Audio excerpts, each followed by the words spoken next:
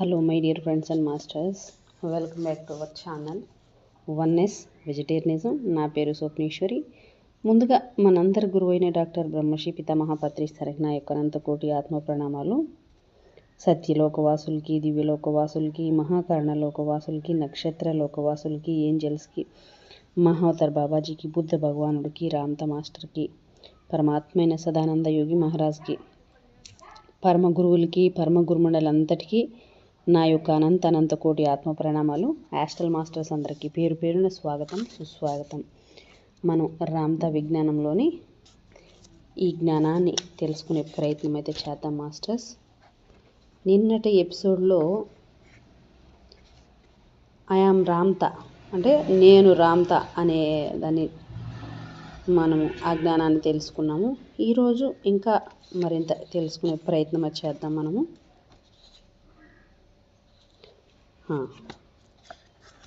కొంతసేపు ఈ విషయాన్ని గురించి ధ్యానించండి. మీలో దేన్ని మీరు ప్రేమిస్తున్నారో, శరీరాన్న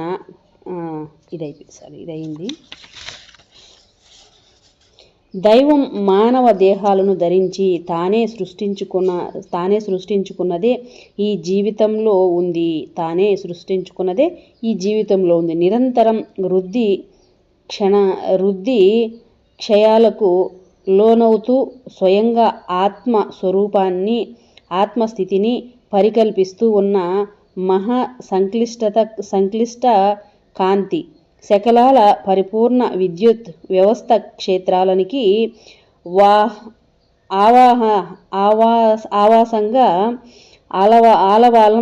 ఆలవాలంగా, ఆశ్రయంగా మరి ఉండడానికే ఈ మానవ దేహపు సృష్టి జరిగింది. వాస్తవంలో మీరు దేహం కాదు. ఓ సూక్ష్మంగా ఉన్న ఈ భూమి మీ ఉనికిలోనే దివ్యత్వంలో నుంచి ఆవిర్భవించినప్పటి నుంచి ఇప్పటి వరకు ఉన్న మీ అనుభవ సర్వస్వం అంతా నిక్షిప్తమై ఉంది. మీరు దివ్యత్వ స్వరూపులే తప్ప మాంస నిర్మిత దేహాలు కారు. సృజనాత్మక జీవిత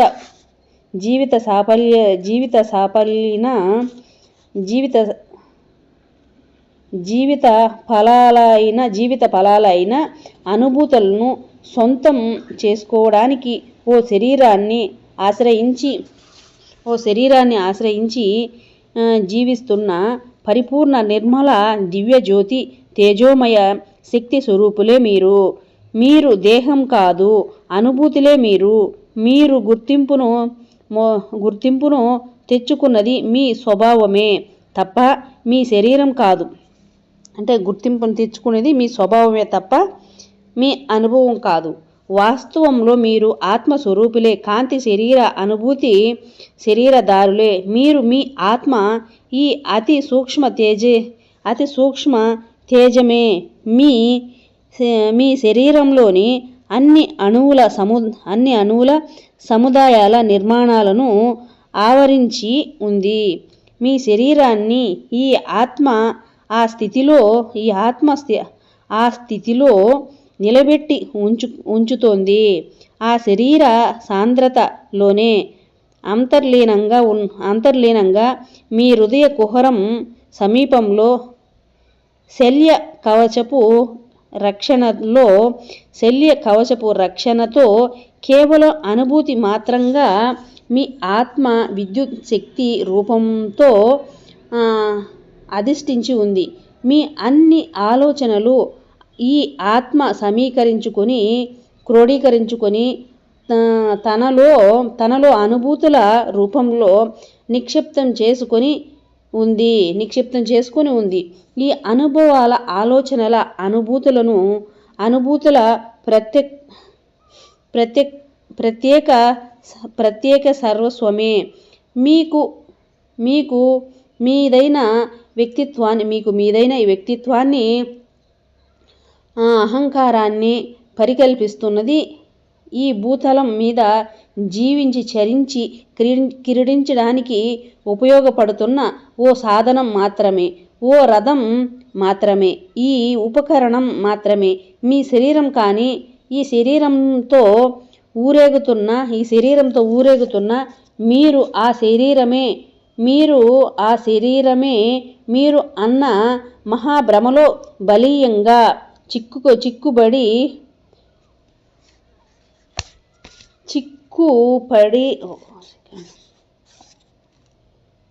చిక్కుపడిపోయి ఉన్నారు.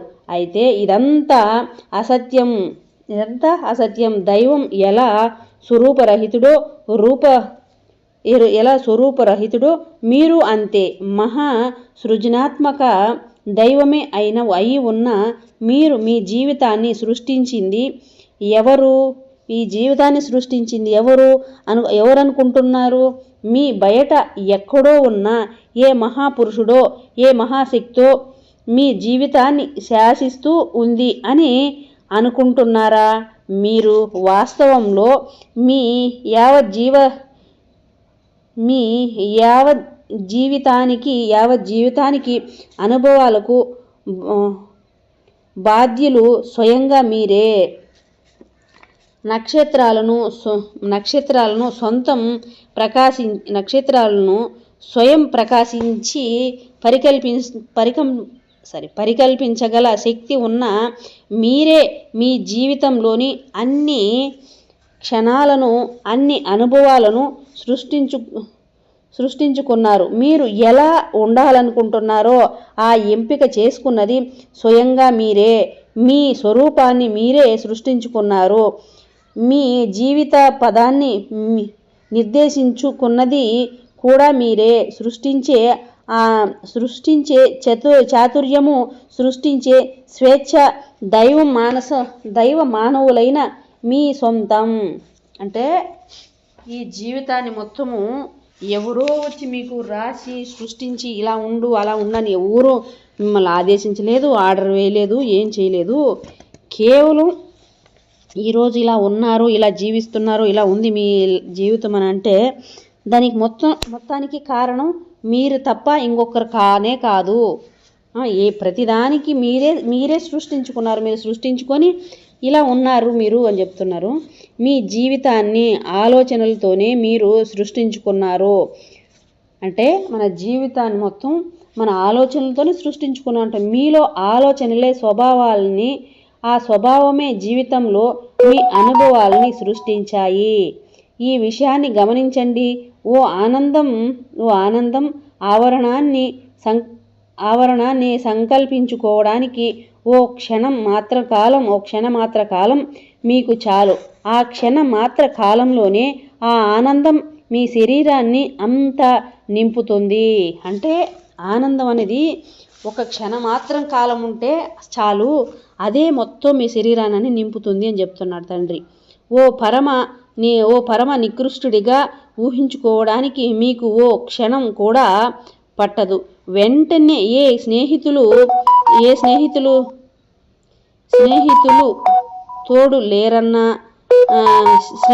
తోడు లేరన్నా నీరసము మీ ముఖము దైన్య స్థితిని మీలో చోటు చేసుకున్నాయా? దీనికి క్షణ మాత్రం కాలం చాలు. అయితే ఒక్క సెకండ్ మాస్టర్. మీ భవిష్యత్తు నిర్మాణం ఎలా జరుగుతుంది? మీ ఆలోచనల వల్లే. మీ రేపటి రోజుల్ని ఈనాటి మీ ఊహల ప్రణాళికకు అనుగుణంగానే రూపుదిద్దుకుంటాయి. మీరు చేసే ప్రతి ఆలోచన, మీ ప్రతి వాంఛ, మీ ప్రతి అభిలాష ఓ భావాన్ని మీలో సృష్టిస్తుంది. ఆ భావమే మీ ఆత్మలో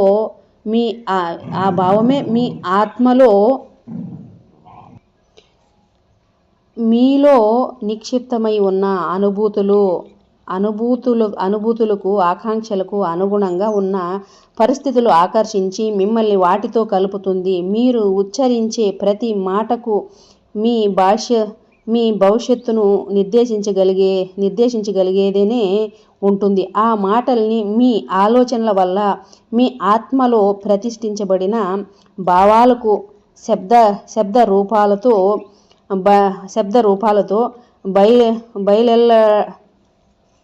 బయలెడలే రూపాలే కనుక మీ జీవితంలోని సంఘటనల్ని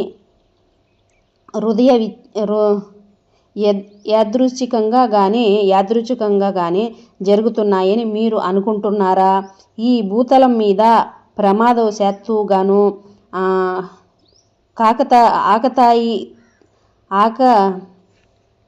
కాకతాళీయంగాను ఏవి జరగవు.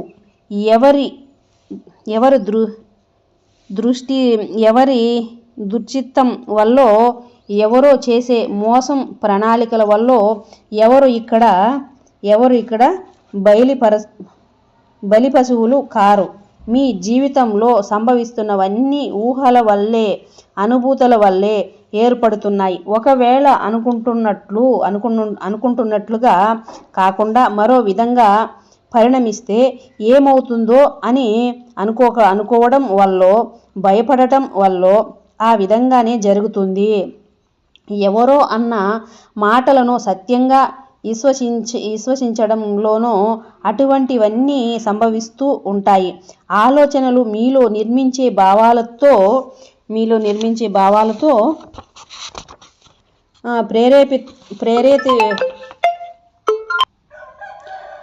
మీరు పూనికతో చేసిన ప్రతి ఆలోచన అభిలాషగా మీలో ఏర్పడడానికి సమ్మతించిన ప్రతి భావన ఉచ్చరిస్తున్న ప్రతి మాట మీ నిజ జీవితంలో సంభవించబోతాయి కూడా. ఆలోచనలే అనంత శాశ్వత జీవిత ప్రదాత కనుక ఆ ఆలోచనలతోనే మీ జీవితంలోని అన్ని కష్టాలను మీరు సృష్టించుకుంటున్నారు. కనుక దివ్య మానసపు కొలుసులో మీ ఆలోచనలు కూడా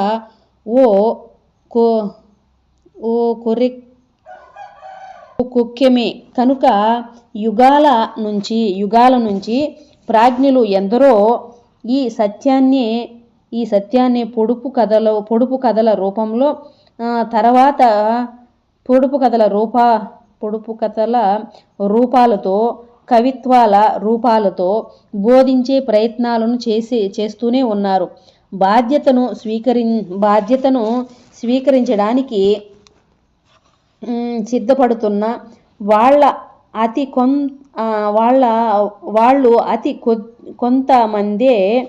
కొంతమందే కనుక ఈ సత్య ప్రాప్తి మీలో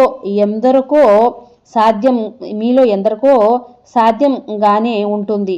కానీ ఈ తలం మీద జరిగే కార్యాచరణ, జరిగే పద్ధతి ఇదే. దైవానికి జీవితానికి సంబంధించిన మీ ప్రతి ఆలోచన, మీ ప్రతి భావము అవి ఎంత నికృష్టంగా ఉన్నా సరే, ఎంత పరమోన్నతంగా ఉన్నా సరే సంభవించే తీరుతాయి. ఉచ్చ నీచాల భేదం మీకు మాత్రమే ఉంది కనుక దైవానికి ఆ తారతమ్యం ఉండదు. కనుక ఆ దైవానికి జీవితం మాత్రమే తెలుసు కనుక మీరు అన్న మాటే జరుగుతుంది. ఎంత మాత్రంగా తలుచుకుంటారో అంత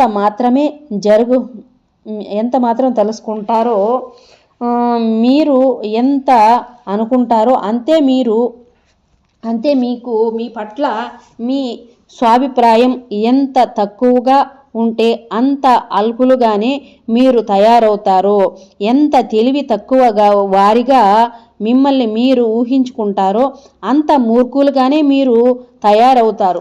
ఎంత ఊహించుకుంటారో అంత రూపాన్నే మీరు ఏర్పడుతుంది.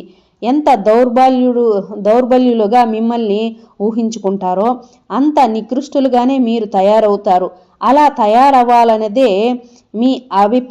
మీ అభిమతం కనుక మీరేం కోరుకుంటారో అది జరిగే సంకల్ప సిద్ధిని మీకు ప్రసాదించిన మీ తప్పొప్పుల్ని ఏ మాత్రము ఎంచని ఆ దివ్య ప్రేమ ఎంత మహోన్నతమైందో ఓసారి ఆలోచించి చూడండి. మీ ఊహల్ని, మీ మాటలను నిజం చేసే ఆ దివ్య ప్రేమ ఎంత గొప్పదో ఓసారి గమనించి చూడండి, ధ్యానించి చూడండి. కనుక మీ జీవిత సృష్టికర్త ఎవరు? మీరే. మీ జీవిత భవిష్యపు సృష్టికర్త ఎవరు? అది మీరే. మీ సర్వస్వాన్ని, మీ సర్వాన్ని, మీ అనుభవాల సర్వస్వాన్ని, మీ సామూహిక వివేకంతో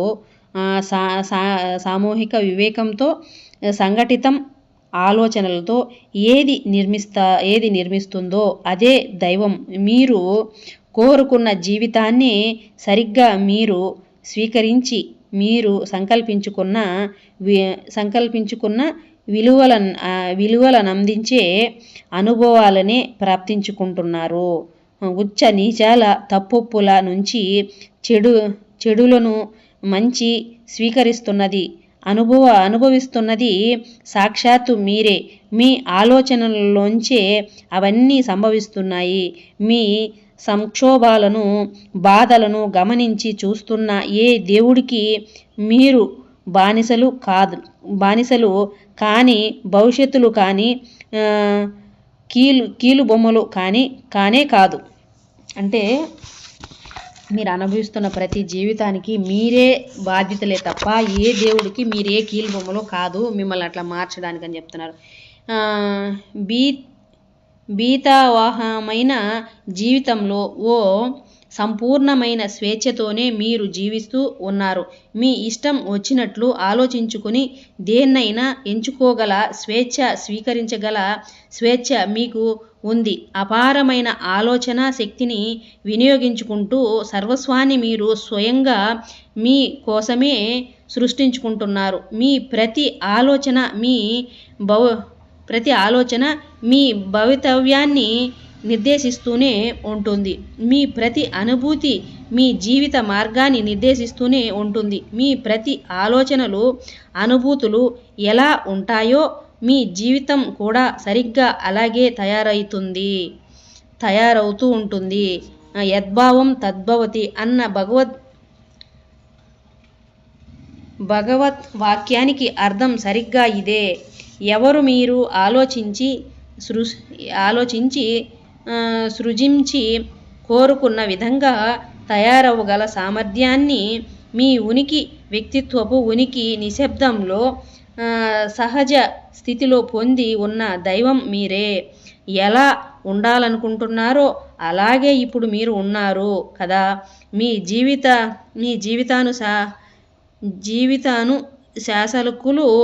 జీవితానికి శాసకులు, మీ ఉనికిని, భవితవ్యాల సృష్టికర్తలు సాక్షాత్తు మీరే.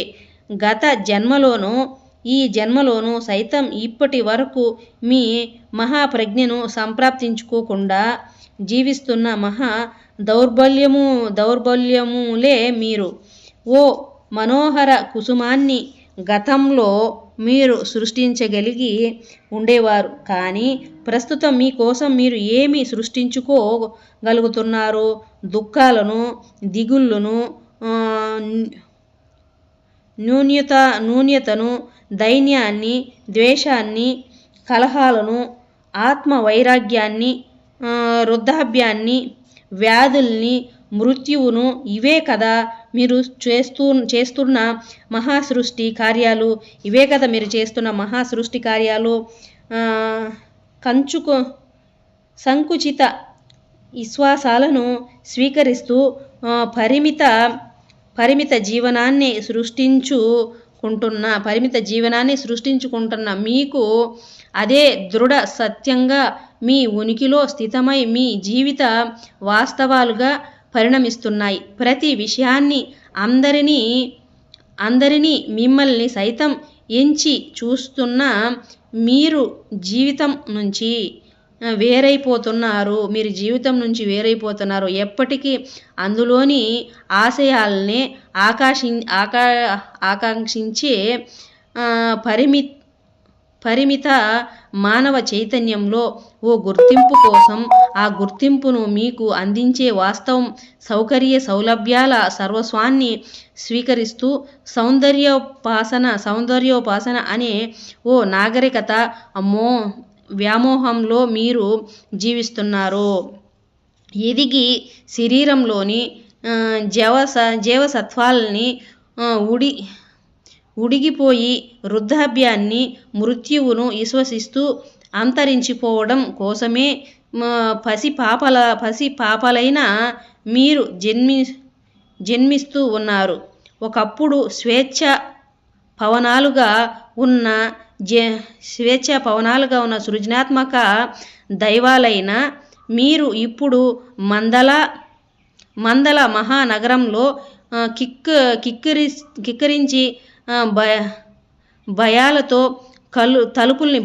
తలుపుల్ని బిగించుకొని బిక్కుమంటూ జీవిస్తున్నారు.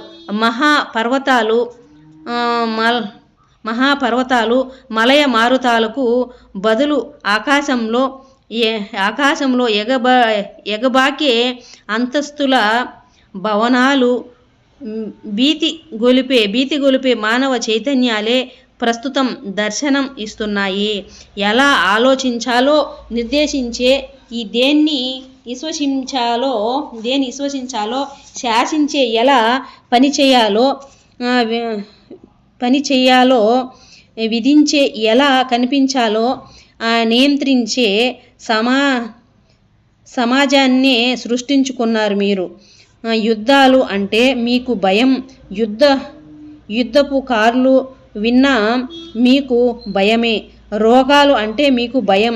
గుర్తింపు లభించలేదేమో అనే భయం ఉంది మీకు. మరో మనిషి కళ్ళలోకి సూటిగా చూడాలంటే భయం మీకు. అయినా ఇంకొకరికి ప్రేమకు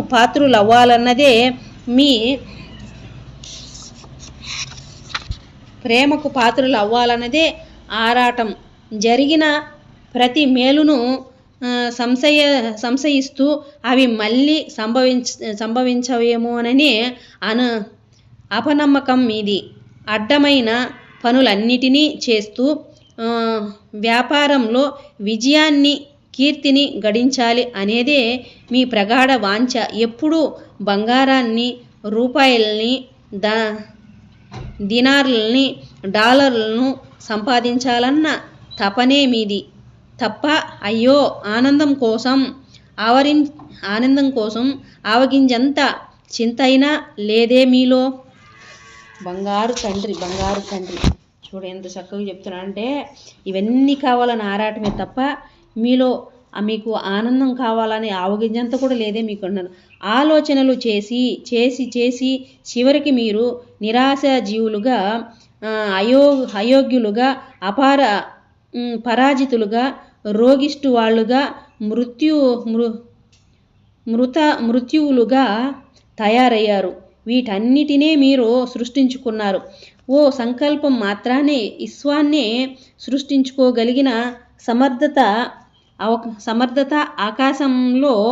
ఆకాశంలో శాశ్వతంగా తారలను వెలిగించగల శక్తి ఉన్న ఆ దైవం నమ్మకాలు మూఢ విశ్వాసాల ఉచ్చులో చిక్కుకొని మోజులు ఆచారాల వ్యామోహాల్లో కూరుకుపోయి పరిమిత ఆలోచనల్లో ఇరుక్కుపోయి దేహాల్లో పరిమితుడైపోయి ఉన్న పరిమితమైన ఆలోచనలే ఈ స్థితికి మూలం. ముమ్మాటికి ఇది నిజం. మీ అపనమ్మకాలే మిమ్మల్ని జీవించనీయడం లేదు. మీరు నమ్మనిది వేటిని ఇంద్రియాలకు గోచరించని వేటిని మీరు నమ్మరు. ఇంద్రియాలకు గోచరించని వేటిని మీరు నమ్మరు. వినిపించని దాన్ని నమ్మరు. దర్శించలేని దాన్ని నమ్మరు. రుచి లేని దాన్ని నమ్మరు. వాసన లేని దాన్ని నమ్మరు. మరి ఏది మీ నమ్మకాన్ని ఓసారి నాకు చూపించండి చూద్దాం. దాన్ని నేను ముట్టుకొని చూడాలి. పోనీ ఓ ఆలోచనను చూపించండి చూద్దాం. ఎక్కడుంది మీ స్వభావాన్ని నాకు చూపించండి. ఎలా ఎలా ఉంటుందది గాలి ఎలా ఉంటుందో చూపించే చిత్తరుస్తును చూపించండి చూద్దాం. మీ జీవితంలోని విలువైన క్షణాలను దోచుకుంటున్న కాలాన్ని చూపించండి చూద్దాం. జీవితం అందిస్తున్న మహా కానుకల్ని మీరు నమ్మటం లేదు. అపరిమిత ప్రజ్ఞ మీలో అందువల్లే ఏర్పడలేకపోతుంది. జన్మ తరువాత జన్మలను క్రమంగా పొందుతూ మళ్ళీ పుడుతూ ఈ భూతలం మీద భ్రమల్లో పూర్తిగా మునిగిపోయి మీ అంతర్వాణిలో ప్రవహిస్తున్న అద్భుత